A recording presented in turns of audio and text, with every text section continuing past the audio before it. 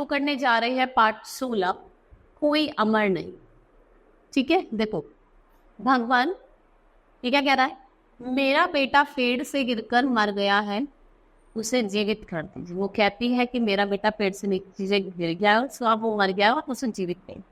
बहन, इस संसार में कोई अमर नहीं। कह रहा है कि संसार में कोई भी अमर नहीं है, हर कोई आया है तो जाएगा भी। ठीक है, मैं कुछ नहीं जानती, मेरे बेटे को जीवन दीजिए प्रभु। वो कहते मैं कुछ नहीं जानती, आप मेरे बेटे को जीवन दीजिए।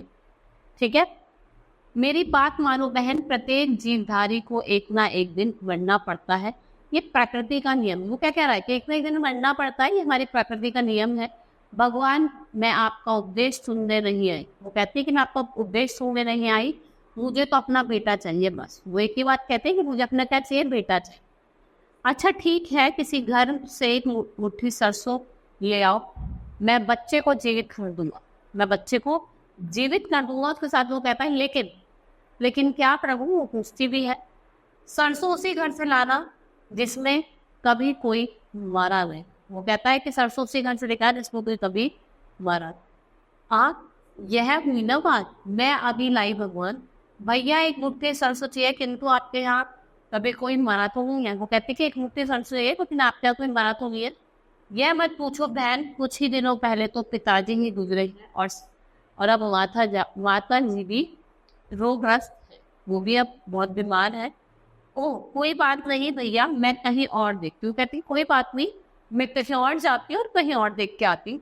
मेरे घर में तो दादा दादी माता पिता सब हो जाते, वो एक दिमाग उसका हो जाता है। ठीक है, ये क्या कह रही हो, सभी के घर में किसी न किसी की मृत्यु होती है। वो कहते हैं तुम क्या कह रही हो, किसी न सबके घर में किसी न किसी की मृत्यु होती है। अब क्या करूँ, कितनी देर हो गई, परंतु पूरे मगध राज्य में एक भी जगह ऐसा नहीं है जहाँ मृत्यु न हो। महात्मा बुद्ध के ही पास जाते, कहते चलो मैं महात्मा बुद्ध के पास जाती हूँ। भगवान, मैं हार गई हूँ, यह भी समझ गई हूँ कि मृत्यु से अछूता कोई परिवार हो, ये मृत्यु से बचा हुआ कोई परिवार नहीं है बहन, इसलिए तो मैंने तुम्हें भेजा था कि सच्चाई का ज्ञान हो जाए। अब सोच विचार छोड़ो, अपने बेटे का अंतिम संस्कार करो। वो क्या कहता है कि अब सोच विचार छोड़ो, क्या करो, अपने बेटे का अंतिम संस्कार को। ये ऐसे ही है, एक न एक दिन जो आया है वो जाएगा ही, वो मरेगा ही। सबके घर में कोई ना कोई बच ही जाता है। ठीक है, आज के लिए सिर्फ इतना ही। आपको पाठ समझ में आया होगा। धन्यवाद।